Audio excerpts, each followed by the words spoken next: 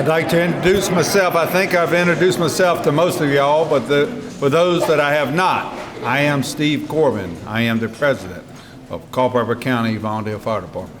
And on behalf of myself and the whole Culpeper County Volunteer Fire Department, we'd like to welcome you here with us tonight. Thank you. At this time, our chaplain will give the invocation. And as you notice on your pamphlets, brochures, and our great cookies, this is our 99th year. And a lot of us up here have been here well over 50. So, Mr. Chaplain, would you do the honors, please, sir? Yes, I will. Bow your heads. I'm going to read the fireman's prayer. When we are called to duty, God, wherever flames may rage, give us the strength so we can, whatever is the age, help us enable a little child or save an older person for the horror of their fate. Enable me to be alert and hear the weakest shout and quickly and efficiently to put the fire out. I want to fill my calling and give the best in me to guard my friends and neighbors and protect their property. And if according to your will I am to lose my life, please bless with your protecting hand my children and my wife. Let us pray. Almighty God, again, it's wonderful to be here in this firehouse celebrating our 99th year anniversary. We thank you very much for that. Now bless this food to our bodies, bless the hands that's prepared this food, and let us ever be mindful of the needs of others. For it's in Jesus' name we pray, amen. Amen. Thank you, sir. Thank you, thank you. At this time, I'm going to turn the program over to one of our chiefs. We're going to do department reports. And you will see how much money that we have saved this community this year. Good evening, everyone. Chief's asked me to give this report. Just going to start off that we are 99 years old. January 10th, 1924, this department was founded. Our mission statement, our department is dedicated to protecting life, property, and the environment, and we've been doing it for over 99 years. We accomplish this mission through fire suppression, public education, professional development, and other training. Our number one priority is to provide the best fire service to all the citizens and visitors in the town and county of Culpeper. Just a couple highlights I want to mention. Since our last banquet, we are replacing or have replaced our chief's car. That was what we do. We replace vehicles, our cars and pickups every 12 years. We replaced a 2006 Chevy Tahoe with a new one last year. We are also in a contract now with Four Guys, which is a fire truck manufacturer. We've signed that contract in November, and the price of a fire truck today is $966,000 and change. 5 years ago, we purchased one. It was just $740,000. So in just a few years, you can see the prices have increased. We've gone through our members. We have 69 total members in our department. Members with less than 15 years of service. This is so important to us. Some of us who are graying, we need you younger members to carry on. And we have 31 who are operational and 2 that are administrative members. We have active lifetime members who have been with us more than 15 years and actively still riding the trucks. We have 10 of those, and we have 11 active lifetime members who do administrative activities. Again, behind the scenes activities is their way of supporting us so we can get the trucks on the road through fundraising and other activities.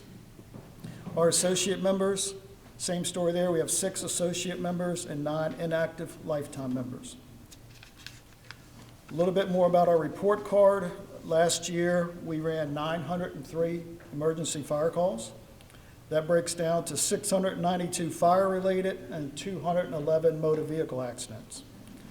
Our average response time, and that's the time from when we get the page until the time we tell dispatch we're responding, and that was 4 minutes and 15 seconds. And that's with home response.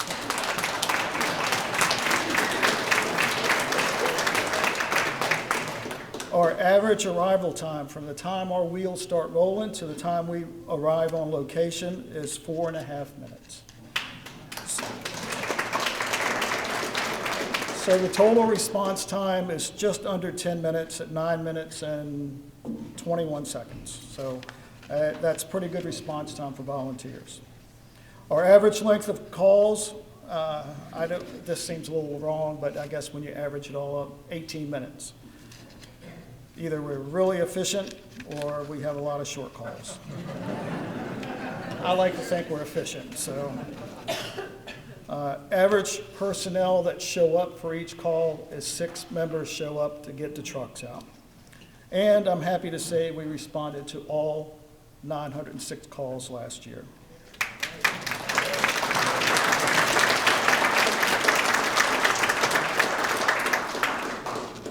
We also track the number of hours spent or expended.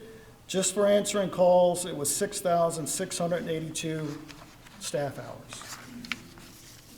Training, we participate in training from the Department of Fire Programs. That's a state organization that provides certified training. And we had 1,304 hours of training from our members. Between running the calls and doing the training, we also have the business side that we need to participate in. So monthly business and other fire-related meetings, we had 1,699 hours spent. We also participate in public education, fire prevention demos, safety talks, station tours. We enjoy having all the kindergartners, first and second graders, interfacing with them. Fire department events, our parades, our socials, our banquets, our picnics, work details. We do like to keep a clean house and clean trucks, if you've noticed. So we do that. Truck checks, we always have to make sure the trucks are ready to go. And we also do station standby where we'll be in station, we'll do some minor things around the firehouse, and then we're just here. With all that was 6,214 hours. So for 2022, we had 15,899 hours that we've donated to Culpeper County.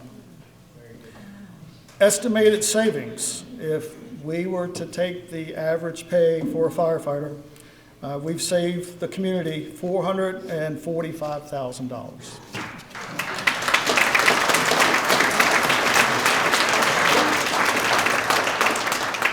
And I know we've recognized all our members, but I just also want to say, as a chief, and I know as a deputy chief and as the chief, we both know that if we're out in front in the chief's car, and when I see the truck coming and I see our guys get off the truck, I know there's nothing we can't handle, and that is a super good feeling. So thank you all for all you do, and thanks for keeping everybody safe. At this time, got a training report. I'll turn it over to one of our chiefs, Joe Weeks. Good evening, everybody. So as Chief Perryman just demonstrated, we had a lot of training hours that this department has participated in. And I just want to take a few minutes to reference and recognize some of these members for the training that they have put forth learning how to protect the members of this community. First up, we have, I don't know if he's here this evening, but when I call your name, if you'd please go ahead and stand. We had a newer member, Jason Baker, that completed his Firefighter 1 training that was a 160-hour course in order to complete. That is the bare minimum training, as well as a hazmat course on top of that that you have to have in order to be a member on an operational basis with the department. We had Cody Fairfax and Ryan Brent, if you guys could stand. They took a 42-hour course learning how to be a certified instructor through the Virginia Department of Fire Programs in order to help continue to teach the newer members of the organizations in this county.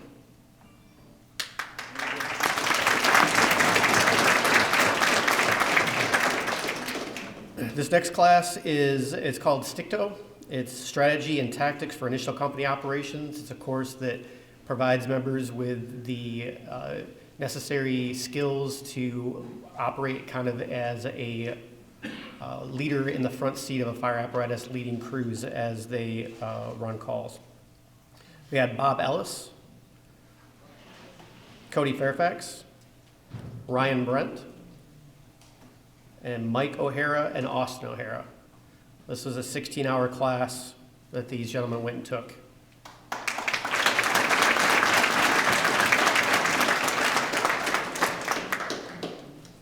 Lee Wilson. Lee went and took a tactical emergency casualty care course that deals with how to provide care to citizens that have been injured in an active violence type situation. That was a 16-hour class. We had Darian Stevens complete his EMT course of, I think, around 120 hours for that course as well. Even though we don't provide emergency medical care, some of our volunteers step a little extra forward and get their emergency medical basic technician training in order to help the citizens as we go to our calls as well.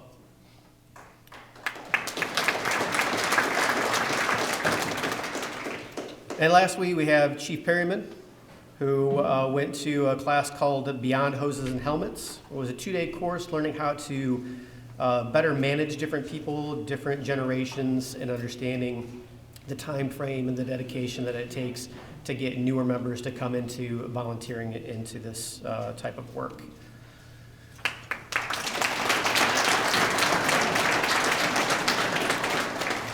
On top of that, we also do a monthly drill, which is part of those hours, and we have an average of around 17 individuals, I think, per training that come out every month to continue to hone the skills to serve the public here.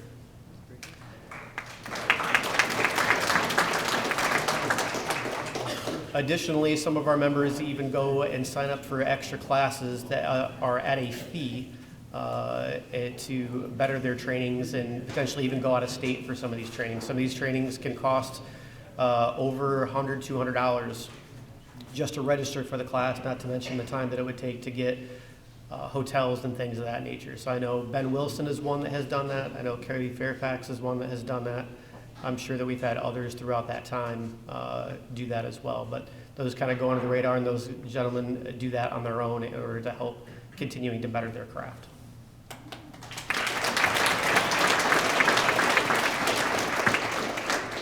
It has been an honor to lead the training for this department for another year's worth of time, but I wanted to make sure that I take the most important moment to recognize you guys, the families of all the individuals that put forth all of this time. Just that bare minimum training of the 160 hours for Firefighter 1 and another 42 hours for hazmat is a big task for a volunteer to take on to come and give for their communities for free. It's even harder on the families to be able to pick up the pieces as they're trying to study and take the extra time and pick up extra at home and things of that nature. And all of us that have a uniform on, you know that type of work that takes, and you know what your families have done. So for that, if you would please recognize the families for all their support for that as well. Thank you, Chief. At this time, call Chief Mills to do the Service Pin Awards in the top 10 and points and calls, please.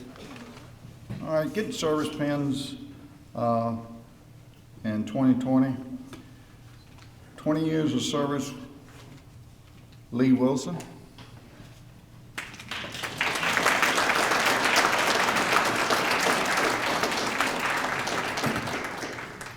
Ten years of service, Joey Zucker.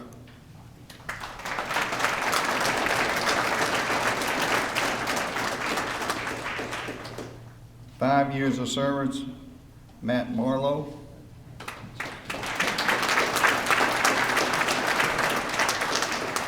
5 years.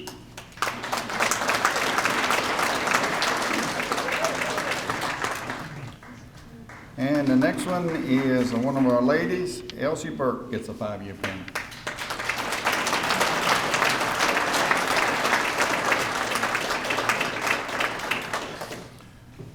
right, the next group we're going to recognize is our top 10 call runners. Starting with number 10, 191 calls, 21%, 245 hours, Colton Fletcher.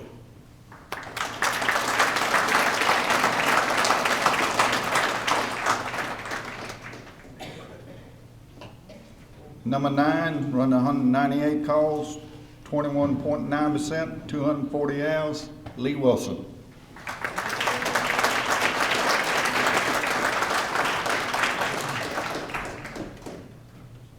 Number 8, I don't think this gentleman's here tonight. He run 199 calls, 22%, 273 hours, Darren Stevens.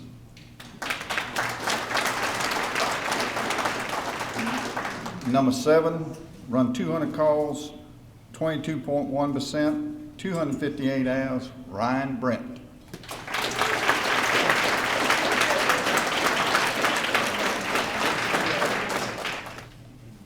The next gentleman is not with us tonight either. He run 298 calls, 33%, 354 hours, Bill Brace.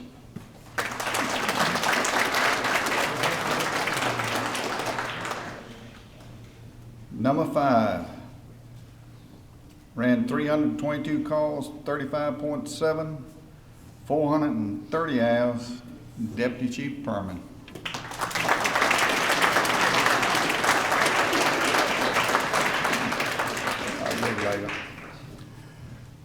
Number 4, 348 calls, 38.5%, 425 hours, is our captain, Travis Kinney.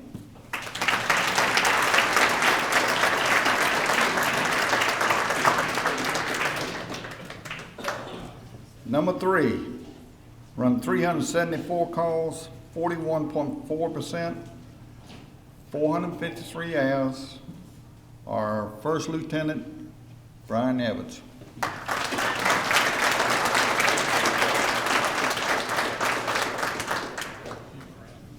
Number 2, runs 607 calls, 67.2%, 710 hours, is myself.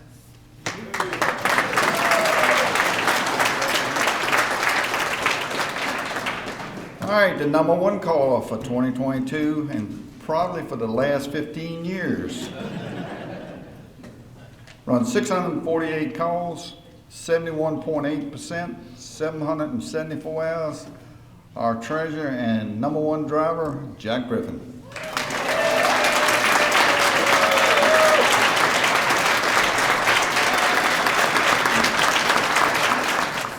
All right, with our new point system, with the top 10 in points for 2022 is a total of the operational hours, admin hours, standby, training, and everything. Number 10 had 76 points, and he's not here tonight. He's Bill Bryce.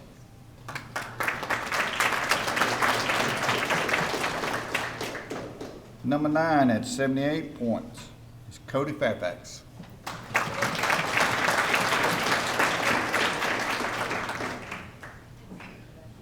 Number 8 this year at 79 points is Colton Fletcher.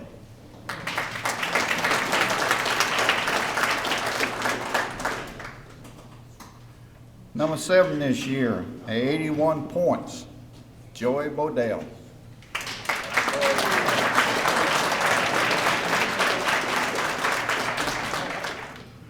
Number 6 with 82 points, Lee Wilson.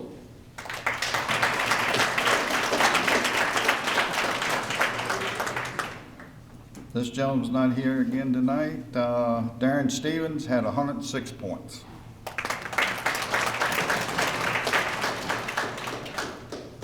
At number 4, 124 points, Ryan Brent.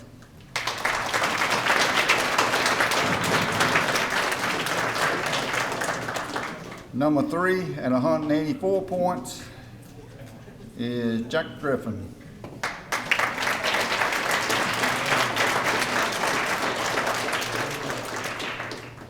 Number 2, 214 points is Deputy Chief Perman.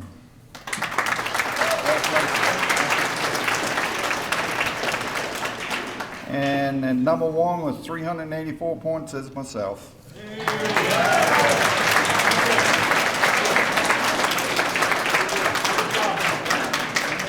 Wow, that was a lot of hours and points. Before I introduce the guest speaker, I just want to clarify something for those that haven't been here before about the points.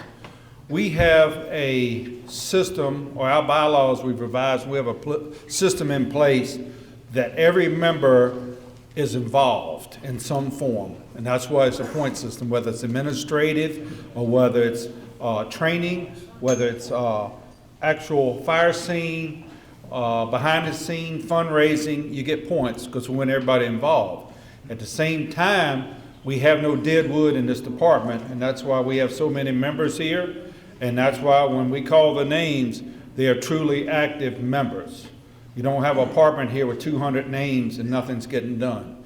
It's equal across the board. Everybody does their part, and that's what this point system has done. And you can see that tonight. It's fair to all, but everybody competes. And put that in short, that's what the point system is, and it seems to be working well.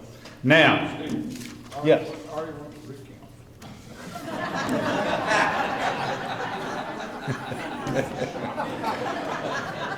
Well, I couldn't help it.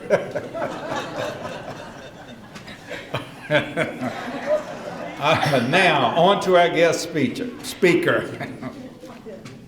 It is a great privilege of mine to introduce this speaker.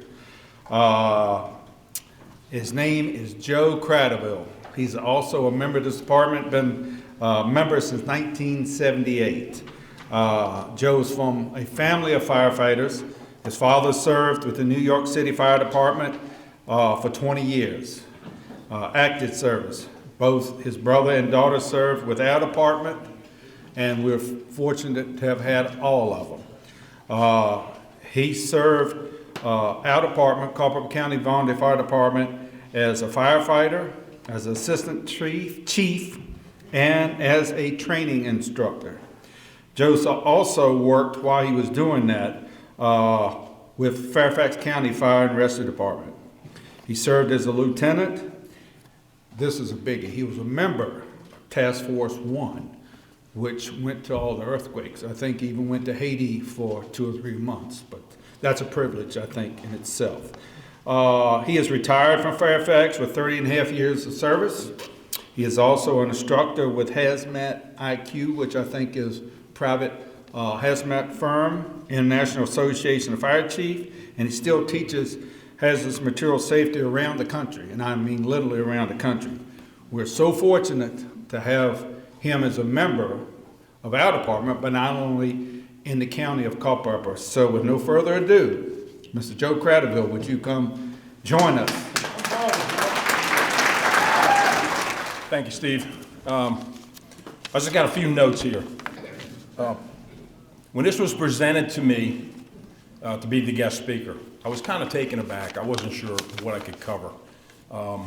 There's many stories from my time here. What I realized going through my files in my head, I quickly realized many of the stories that I could tell, the statute of limitations hadn't run out yet. So I'm kind of limited as to what I can cover.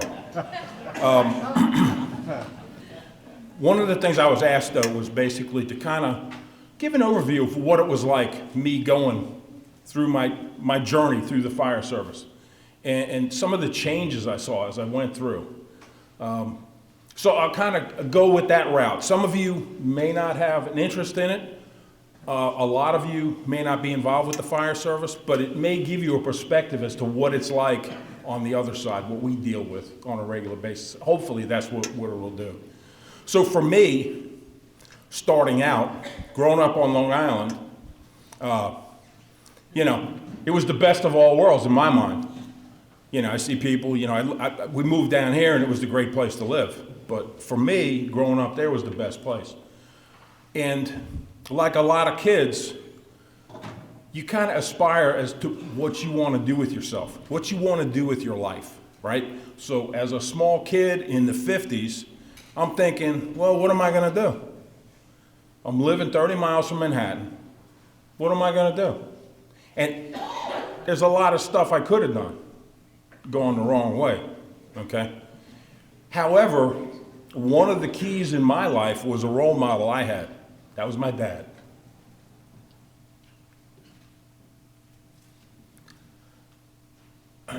Give me a minute.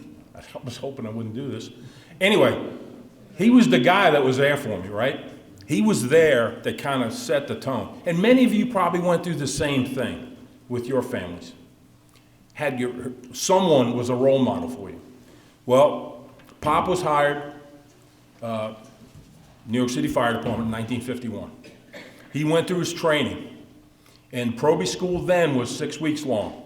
It was in an old high school in Manhattan, 6 weeks that they did their fire training. And what we hear, 140-something hours just for firefighter one now. 6 weeks. The Proby School now in New York is 5 or 6 months long, okay? When he got done with that school, he had never seen a live fire. They didn't do live fire training. What they did was they were assigned to a firehouse. They were attached to the officer. The officer was basically taking them through their on-the-job training. And they were assigned to that officer to do whatever, okay? So you make it or break it. One of the cool asides, anecdotal stories, well, I don't know, that ain't gonna work, whatever. Anyway. It's one of them things, yeah. People that know me, right? So, one of the cool stories, how about that? My father's chief of training was a guy called Hugh Halligan. And for those in the fire service, you may realize that name. He created a tool that we use every day. And I know this was about 15 years ago, 20 years ago maybe. My dad came up to me and goes, hey, what's that bar thing you guys use? I said, what? What are you talking about? It's the bar, the pry bar thing. It's got all kind of tools and stuff on it. Halligan bar? Yeah. The guy that invented that was my chief in Proby School. So I was like, well, that's pretty cool, you know?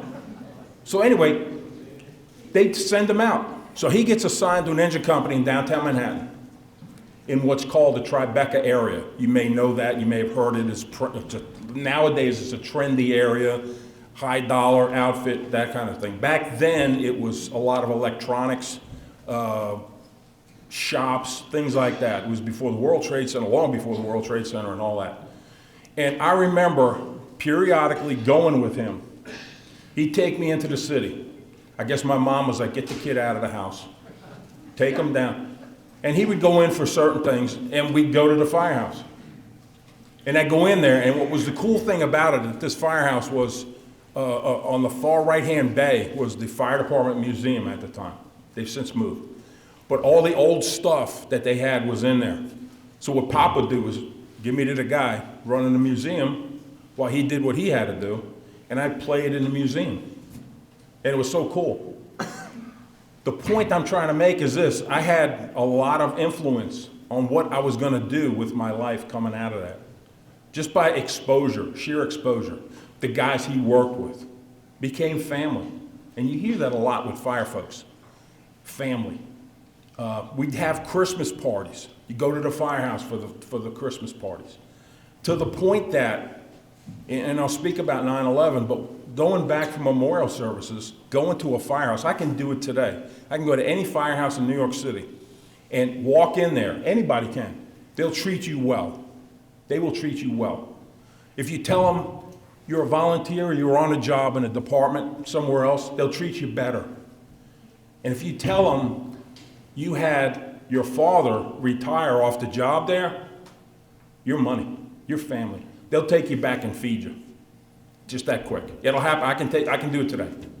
So that's the kind of environment I came about. So for me, trying to come about getting to where I want to be, as a 5-year-old, 6-year-old, yeah, I want to be a fireman. Okay? And I'm sorry, I'm saying fireman because in the 50s, guess what it was? It was a fireman. Okay? I'll change my dialogue the whole thing, okay? So please don't get all upset and start pitchforks and torches, all right? Calm down. Everybody take a break. So that kind of built that base for me. I still didn't know what I was going to do. A lot of us don't. But a lot of us as 5-year-olds, that's the coolest thing. You see a fire truck going by, it's, man, that's neat. You know, tiller truck, oh wow, that's the best thing. And I got to do that later in my career too. So anyway, fast forward. So I'm grown up, go through high school. There's this little conflict going on in Southeast Asia, Vietnam. So my thing was, I was not really cool about going, laying in rice paddies, getting shot at. So I think I said, rather than getting drafted, I'd go ahead and dodge the draft. I joined the Navy. So I enlisted, right? I wasn't going to college. I knew that. But I needed to do something, and I did that. What the cool thing was about going through the Navy was they taught you how to be firefighters. Because when you're on a ship and you're out on the big lake, about 2,000 miles off from any hunk of rock that you can get to, the closest fire station is right there, and you're it. So going through fire school was kind of cool. They put you in, literally, rain gear. Go down here to Dick's, get top shelf, bib overhaul rain gear, raincoat with a hood, and they put you in these buildings with tanks of diesel fuel burning. Go put it out. No breathing apparatus. Your nose on the floor, black smoke is, you can't see. And that's what we did. And that was my first exposure to actual firefighting. So the dreams, if you think about, as a kid, thinking about what it's like to be a firefighter, how cool it is, driving down the road, it's really, then you get in there. How cool is it now? Not so much. 3 days you're blowing black snot out, right? But that was my first exposure to firefighting. And I learned it because guess what? That was going to be the way I had to save my life or my shipmates' lives. So it was important to know what the hell to do. So I got through that 4 years of being in the Navy, doing that. And fortunately never had to use the skills. Okay, went through a bunch of training. We used oxygen breathing apparatus, OBAs. Basically it was a front mounted deal with a cartridge that went in with a mask, had a device that chemically started reacting with this cartridge. So as you breathed out, it mixed chemically, created oxygen, you breathe back in, which was very hot when you breathed it, and it created heat. So we learned how to use those as well. Never had to use one for real. What kind of turnout gear did we have? Well, let's see. The blue chambray shirts, cotton shirts, if they were long sleeve, that was cool, because what you did, you pulled your collar up, buttoned the top button, pulled the sleeves down, buttoned those. If you had the white cap on, you pulled it down all the way. You put a metal helmet on, regular like Army guy helmet, and you tucked your pants into your socks. That was your turnout gear. And we went to fight fire. And we were taught the first hose line went in with the Navy all-purpose nozzle was the attack line. The backup line had this applicator. It was a big long stick that came over with the spray nozzle. That protected the crew on the hand line. So that's what we did. That's what we learned. Okay? So what changes did I see? Well, a lot. Now let's move forward. I get out of the Navy. I go to Richmond, go to school. Going into civil engineering, the economy goes to hell. So I can't survey, I can't do engineering. So what am I going to do? I don't know. I go to work at the highway department, so doing that. I get hooked up with some guys that were members here. One of the old guys that was up my party chief, Howard McCall. Okay, Howard McCall. What a human being, great guy. Another guy that was on my party was Larry Dotson, also a member here. Got me an application, got me in. And back in the day, they had this blackball deal. So, you know, if you got a blackball, you were out. And honest to God, I knew those two guys, and I didn't realize how many people I knew in this department at the time. But I went through without any problems. I got voted in first try. It was amazing. Damn Yankee from New York. Got voted in here. I felt good about it, right? So I'm like, okay, so I can't really screw up too bad because I don't know what they're going to do to me here. They got like a hose tower thing, and there's all kind of stuff. I don't know. We've been out in the country. Look, I'm scared. So I get in the department. I get voted in September 1978. I went to my first fire school in Amosville the end of that month. One of the gentlemen teaching structure fires was a captain from Fairfax County. His name is Bill Spaulding.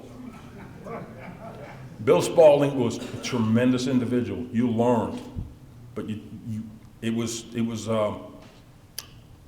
almost like a DI, you know, that kind of thing. And there was no crap about it. I was sitting in the class the first day, and he had this way of talking. It was like, he talked like this. And look, you son of bitches. I don't care who the hell you are. And he'd just go on and on and on. And that was Bill. We go to the structure fire building, we go down there, and you can't see a thing. And back then, it wasn't like 2 pallets of bale of hay, 3 pallets of bale of hay. They were tires, all kind of diesel fuel, gasoline, whatever. And here he comes crawling in, coat open, no air pack, screaming at people. And I can't see this far in front of my face, okay? So I start learning there, the civilian type of firefighting, where we have breathing apparatus. And it was the demand type, it wasn't positive pressure. So when you breathed, you got air. If you didn't and the mask came off, you got smoke in your mask. And turnout gear, wow, that was pretty cool. No hoods, okay? No wristlets, leather gloves.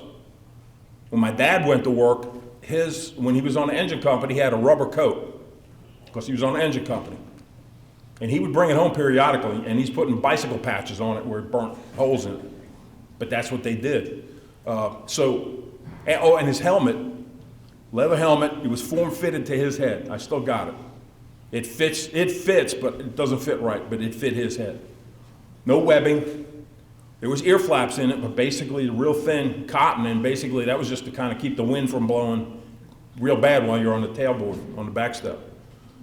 That was it. That was it, okay? So when we came here, we had the plastic MSA helmets, okay, which were a little bit better, but those things would melt. I've seen it happen. I've seen it happen. They would melt. And we hadn't really gotten the hood thing yet, and we didn't have wristlets. So if you were working pulling ceilings or you were reaching up, you were getting burned here. The other cool thing was if it was real hot around the mask, you were getting burned right here. So all the time, blistered here, blistered here. All right, so we've come a little bit of a difference from what the costume I was wearing in the Navy to what we got now. So after a period of time here, one of the other folks that was a member here, Bernie Lesueur, he got the idea that he wanted to go to Fairfax, and he's trying to get me to go up there. And I was almost ready to take the test, but I wasn't ready to take the test yet. And at that point, I think Rick Dwyer was the only one that had been a paid firefighter, I think down in Fredericksburg. Yeah, oh, Matt Myers. Matt was Chesterfield, he went on after. But there was only the two.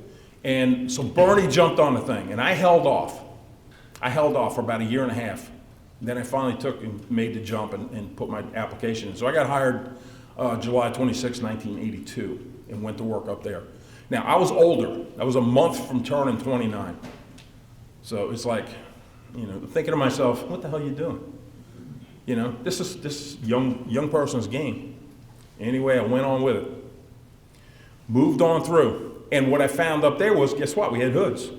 We had wristlets in our sleeves. We had air packs with positive pressure, and air packs on everything. Because here, initially, we had this commercial chassis fire truck, the yellow one, number one. It had 2 air packs on it. They were in suitcases in the left rear compartment. And if you were riding backstep, 2 people would jump off, grab those, the others would grab the hose and go in and start fighting fire. And once they got the pack on, they come in, tap you on the shoulder, and you come on back out. That's how it worked.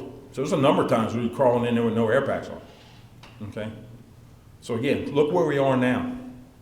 Think about it. Some of you young guys, look what you got and think about what you got. We've come a long way in that time period. Same thing in Fairfax. You know, when I started, we had that. We were 3/4 boots. Same thing here. Then we got to all bunker pants. Why? Well, people getting burned. The same thing in New York. They were testing bunker pants. They ended up with 3 individuals got burned up and killed in a fire. And Mayor Giuliani, basically at that moment when he heard they died, he just said, write the check, get the bunker pants, everybody's wearing them. And they did away with 3/4 boots. Okay, so the changes happen. The changes happen. Thermal imagers. When I first started learning, you went searching, what you were using was this, hearing, and this, because you can't see. What you see on TV is not real. Shut your eyes, that's what it's like in a fire, okay? You cannot see anything. This is your eyes, and listening for what's going on. That's what you hear. To be able to direct you where you need to go.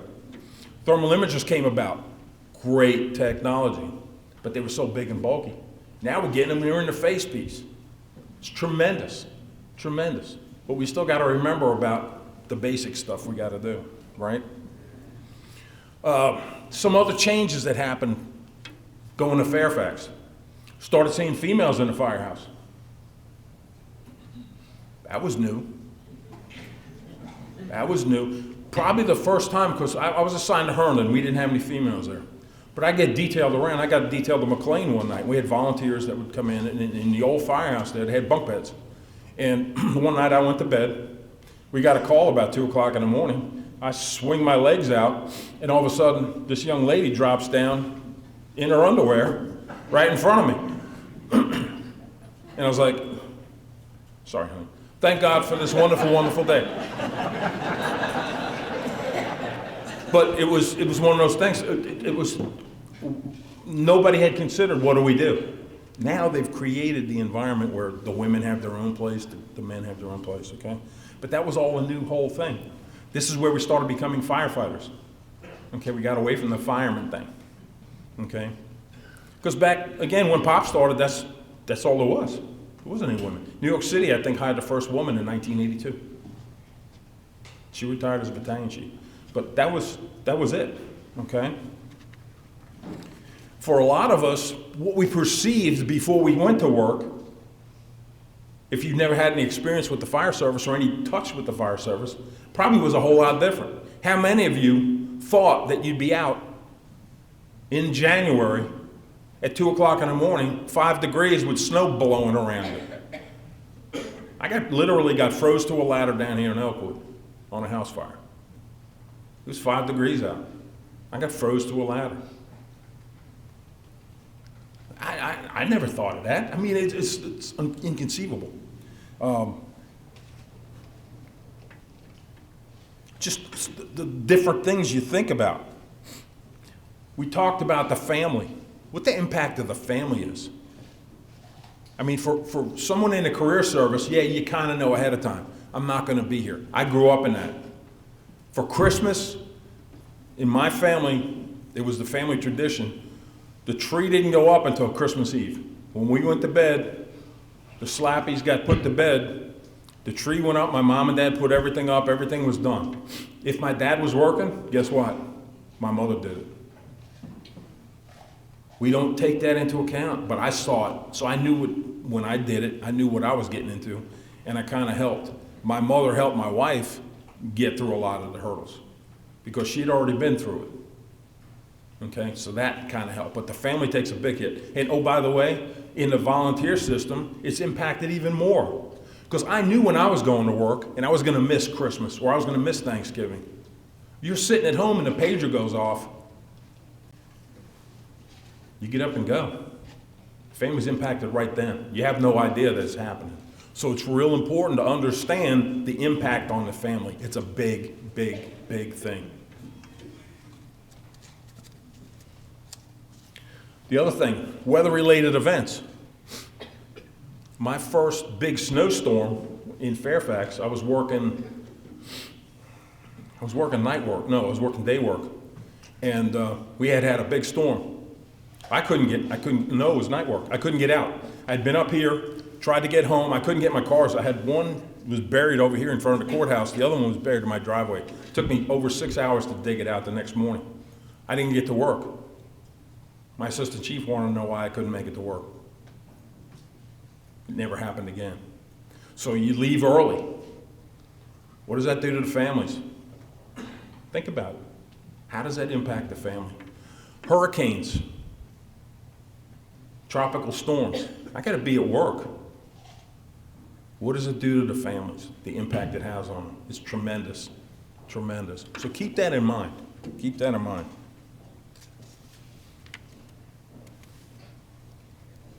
We talked about training, how much training goes into it, the demands. And there's a fine line, right?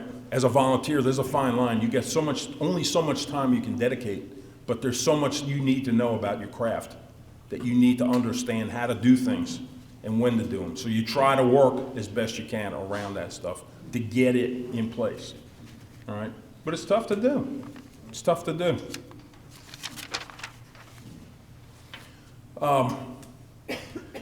Those of us that have been through this a bit, you realize that you have to be physically fit. If you're not, you'll definitely know it, okay? At one point, I didn't look anything close to this, all right? I put on a couple of pounds since I retired, but during the time, had to be top shelf, man. You had to be on your game. I'm working in McLean. We got high-rise buildings that ties this corner 15 stories. Guess what you got to do? You got to walk them. You got to walk them, okay? Elevators may not be working. How many people can walk up with 100 pounds of stuff, go up 12 floors, and do it comfortably? I know I can't anymore, but I have. So physically fit is important for this dedicated job. You got to be there for it, okay? At some point, you're going to age out. Jack hasn't realized that yet. He's still giving it a go. But some of us that have really been through the ringer understand that. As much as I'd love to climb on a fire truck, put on an air pack, and crawl a hall, I'm done. I'm done. My knees are shot. I got bad ankles. I got a shoulder that's screwed up. I got a neck that's messed up. I'm done, okay? The firefighting is so physically demanding on you. It really is. And you don't understand it unless you go through it and see it firsthand. The musculoskeletal injuries. The other thing is the heart-related injuries and issues. From 2002 to 2019, it caused 18% of the firefighter deaths, heart-related issues. This next figure is even more impressive. Same time period, cancer caused 66% of career firefighter deaths. 66%. They don't have volunteer figures because they don't have any good data. Volunteer departments aren't tracking people. They're not doing mandatory physicals. They're not tracking exposures like the paid services, which we probably should be in some way, shape, or form. So I'm saying this, there's more volunteers in the United States than there are career people, by far. If the paid staff is 66% cancer deaths, what do you think it is for volunteers? It's at least the same. So we got to keep that in mind. We got to stay healthy. We got to take care of ourselves and understand that what we're dealing with out there is not what it used to be when my father started. Standard Class A stuff, wood, incombustible paper. We're dealing with stuff, these tables, chairs, it's gasoline, solid gasoline. That stuff burns, it gives off cancer-causing stuff.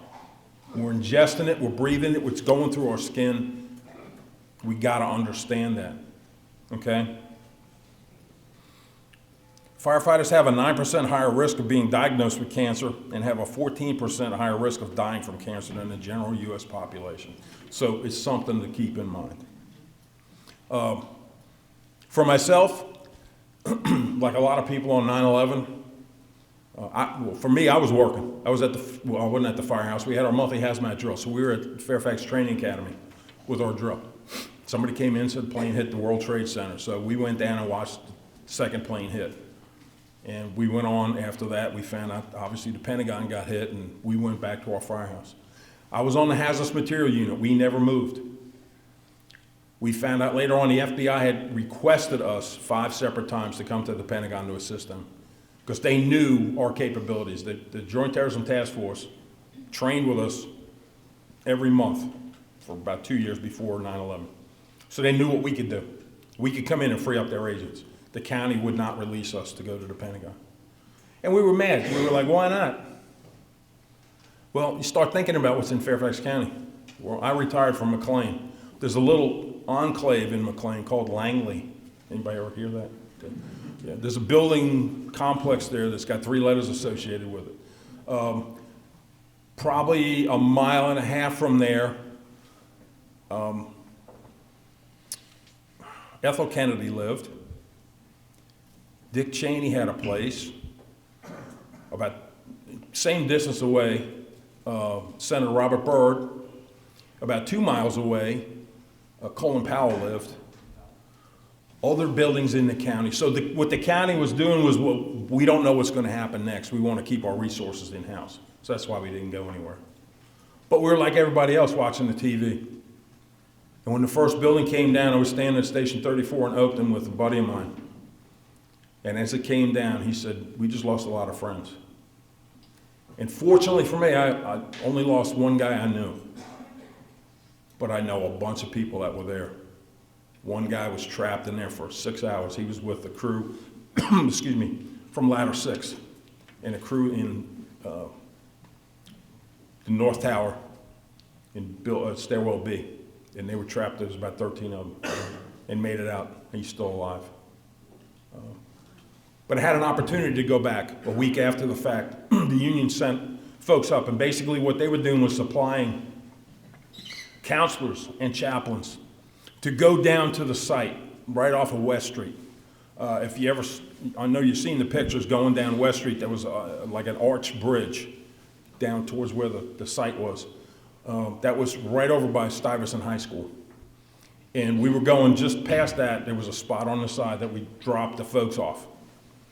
And in there, they spent time with the folks that were working the pile. So every day, 2 or 3 times a day, we were down there, and then we were moving people around over different parts of the city. My dad went with me. And for the first 3 days, for the most part, we were basically plotting every firehouse in the 5 boroughs of New York on maps. And it took us about 3.5 days to do it. And we did those maps. And then after that, I was doing a lot more of the driving around. But it was unbelievable to see, you know, like everybody else watching on TV, but being there and seeing all that, it was crazy. It was crazy. And it kind of brings up, again, not knowing when you get into the fire service what you think you're going to see, what you may run across, how many times you've been on wrecks, different kinds of accidents, serious injuries, things like that. For me, my year in hell was 1987. April of 1987 ran a traffic accident in Great Falls. I was working in Reston. We came in because the first couple of crews ended up going home. Basically what it was, there was a school bus stopped. It was on a back road in Great Falls. A car behind it, and high school kids would drive and jump the hills. They'd go fast and jump the hills. What happened was this guy did that, ran into the back of this car, drove the car straight up under the school bus. Mom survived only because when it hit her, she was knocked this way. The school bus came right down beside her. The daughter in the front seat was thrown forward. The firewall folded up over top of her. The one in the back seat in the car seat, the bumper of the bus hit her. So that was spring of '87. So that's how my '87 started. Fast forward to October, it's Columbus Day, October 1987, 10 o'clock in the morning. Engine company's filling Great Falls. Medic unit is out on a call. I'm in there with the truck, riding the truck. Head out for a department fire. Report of children trapped. 10 o'clock in the morning. You're thinking, what the hell? We get there, the first engine from South Reston got there about the same time as us. We go in, sure enough, top floor apartment on the left, hit the door, smoke bank down, couldn't see a thing. Reach out, grab a kid. I came out with a 6-year-old. Out there doing CPR on a 6-year-old in the front yard. You don't, when you start thinking about getting into this, oh, it's cool, fire trucks going, you don't see these things until you're there. And understand this, if you live through it and you've been through it and it's bothering you, you gotta get help. Reach out and get help. That's what got me through it. I'm not afraid to admit, I got a checkup from the neck up. It was the best thing I could have done for myself, okay? So really, you gotta do that. You gotta do that. And after all that, I wouldn't have changed a thing. I'd do it again in a heartbeat. If I could do it, I'd crawl another hall. I really would. Wouldn't even hesitate. Just as a, kind of a couple of last minute things here. Chief of Special Operations, late Chief of Special Operations in Chicago Fire Department, John Eversole, was a fantastic human being. He was another gruff old man, but he was a smart, cool guy. He made this statement: our department takes 1,120 calls every day. Do you know how many of the calls the public expects perfection on? 1,120. Nobody calls the fire department and says, send me 2 dumbass firemen in a pickup truck. In 3 minutes, they want 5 brain-surging decathlon champions to come and solve all their problems. That is a fact. That is a fact. What we're going to see here in this area is an influx of the people from Northern Virginia coming down here. And for those that haven't been subjected to it like some of us have, some of the folks up there are slightly more brain damaged than others. And I mean that in the kindest way. Don't talk about me like that. Not you, Pete. You know what I'm talking about. Look, I worked in Reston, Herndon area for almost 10 years. Actually, it was 10 years. And what I found in Reston, and anybody's from Reston, look, I'm not, no offense, but I spent enough time up there that I think I can say this. And I grew up in New York, so I've seen a lot. I thought, Reston is a special place. It really is. It was the best place to work. I loved it. I thoroughly enjoyed it. But wow. Wow. There's some people walking around up there, if breathing wasn't an involuntary thing, they just drop dead on the street. That's a fact. That's a fact. Okay? But look, what am I talking about with this? Basically, what John was saying was, these people expect you to be there promptly and be professional. And that's what we need to be doing here. That's what we need to be doing here every day. And I think we are. I've been gone for 20 years, kind of out being an inactive person. I started getting back. So I'm listening to stuff. I'm actually watching what's going on. I'm trying to be part of the training stuff. And I'm seeing that, yeah, we're doing that. We're doing that. Don't lose that, though. That's the most important thing. You've got to keep on it. Got to keep on it.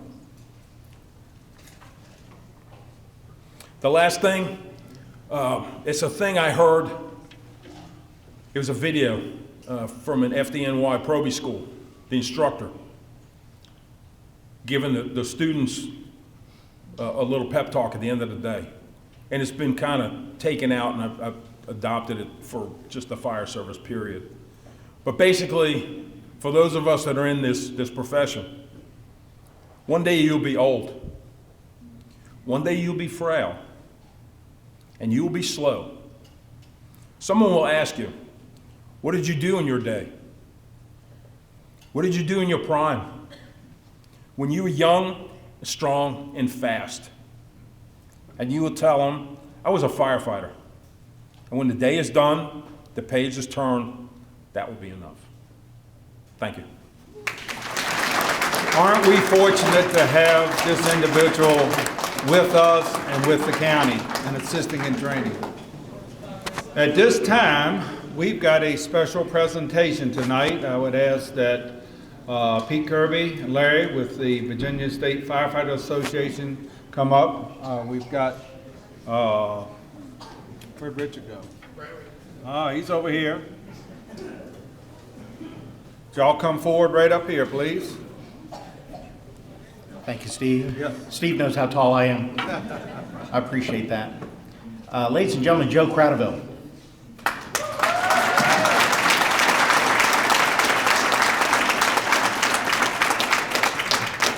Thank you. Good night. That was a mic drop right there. Those were great words. Raise your hands if he scared the hell out of you. I don't blame you. But he's right. This is the most important, most rewarding thing that you and your families will ever be involved in. I'm all emotional, don't know why. Is that what it is? I wondered. I appreciate that heads up. Joe talked a lot about his father's FDNY experience. There's a quote I like to share from Edward Croker. He was the chief of the fire department in New York in the early 20s to mid 20s. And I say this to everyone here that is a member of the fire service. Your first act of bravery is to don the uniform. And that looks like the second act of bravery to me.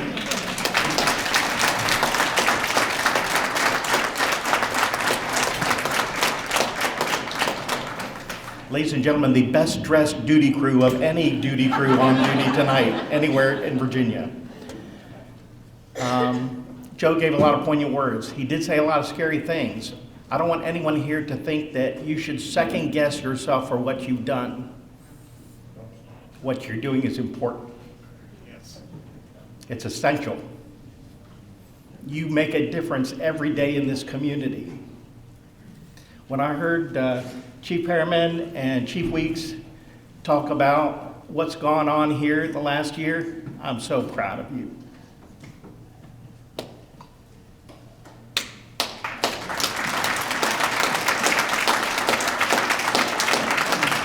I'm so proud of you. You're getting it done. Larry and I were talking about your turnout times. You're exceeding, you're meeting and coming in lower than the standard required by the National Fire Protection Association for volunteer fire departments. That is a big deal.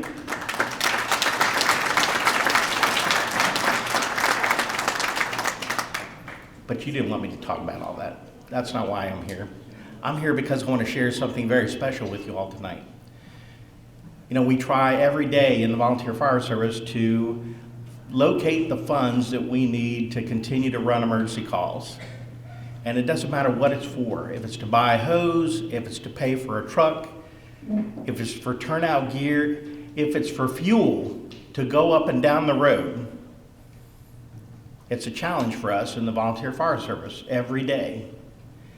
And every now and again, we get somebody that recognizes that and steps up and wants to help us out. And ladies and gentlemen, I'm here to introduce you, a couple of folks here tonight representing Dominion Energy. Their foundation has recognized this volunteer fire service doing some pretty cool stuff. Maybe we can help them out. And so they're here tonight to publicly recognize you all for the service that you do and to tell us a little bit about what they're going to do to support all of us.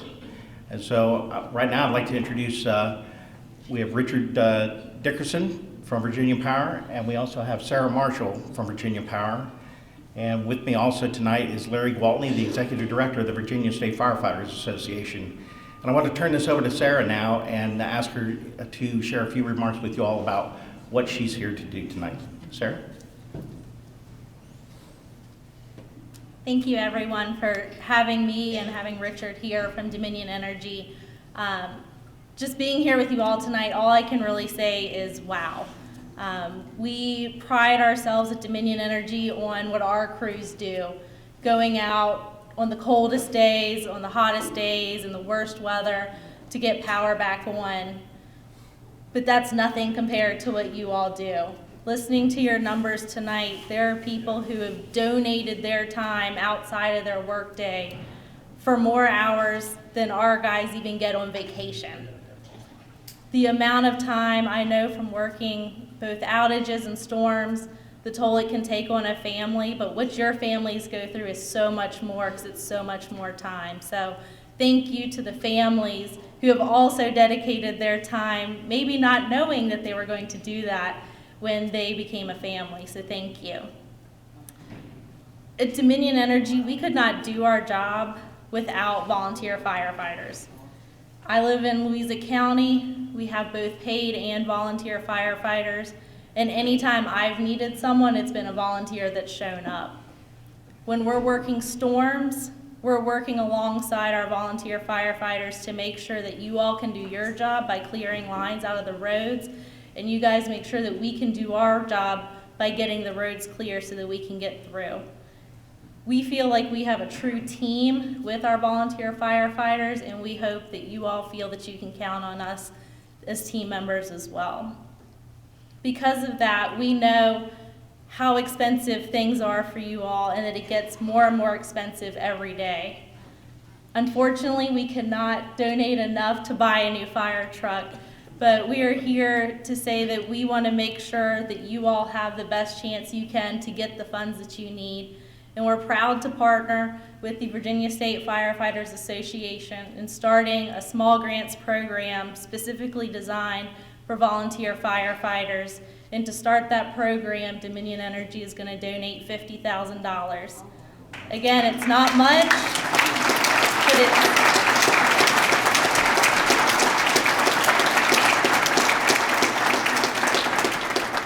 but we know it's not much. It may be a tire for a new fire truck, but it's at least one way and a small token that we can say thank you for being a part of our team and allowing us to be a part of yours. So thank you for everything you do to help keep our communities safe. Thank you.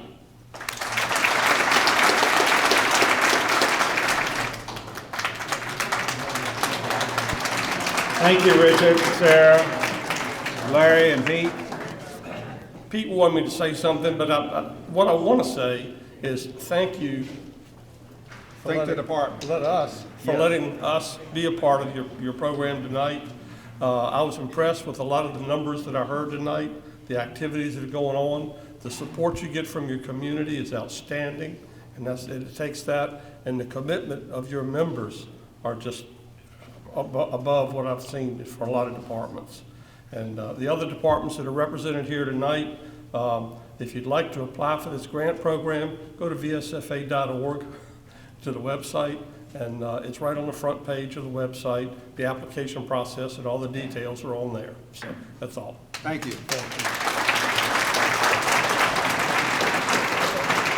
And Sarah and Pete, next year is our 100th year anniversary. We hope that you come back, and as we discussed, your numbers were good, the decimal point was just in the wrong place. So next year, if you move that decimal point, we're gonna get there, all right? Thank you.